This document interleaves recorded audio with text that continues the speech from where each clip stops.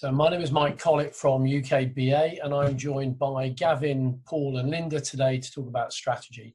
UKBA is a nationwide organisation of independent business advisors covering the SME sector.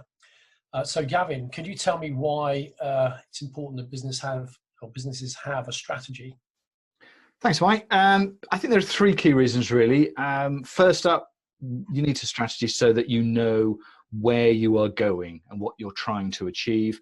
The second is that it allows you to communicate that both to internal stakeholders, but also to external audiences. But it also allows you to say, no, it's not part of our strategy, we're not doing that. Very clear. And Paul, why do strategies fail? We hear about strategies working, but why do they fail?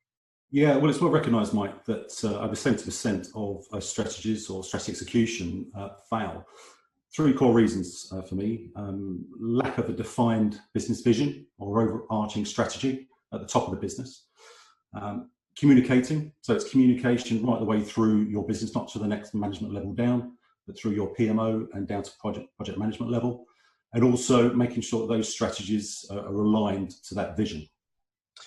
And Linda, what's important about bringing your team with you on that vision? What would be important about the people? It is really important to bring your team with you, but it's definitely also important to have a mix of the right personality types. And there are good tools out there that you can use to assess personality types, such as Myers-Briggs and the DISC system. So they're quite good fun if used properly. So I recommend using them. And Gavin, are there any models that you can use to help you develop your strategy? Any practical models that you can use? Oh, there are lots of different models that exist out there. My favorite is the business model canvas. It's simple, it's straightforward, and it puts the customer very much at the heart of the strategy.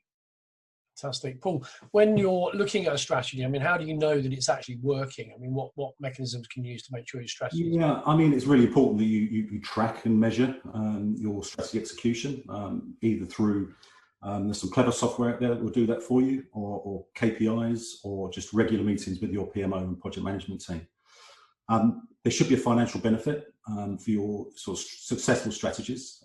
So monthly management reports will track and measure the benefit of your strategies as you work through them. And lastly, it's the emotive and human side, sort of as your business culturally accepting business change. So I think that's a good indicator as well. Okay, and finally, Linda, what are the other tools maybe that you can use to help you develop your strategy? Yeah, there are some great tools that helps with your thinking. So you've got the pest analysis, which looks at the external environment for operating the business in, and your strengths and weaknesses, opportunities and threats, the SWOT analysis, looking at the internal parts, and also there's ANSOF matrix, which looks at your markets and your products, new and existing markets, new and existing products. So they're all really excellent to use. Great stuff. Thank you, Gavin, Linda and Paul. We are UKBA Business Advisors. Thank you very much.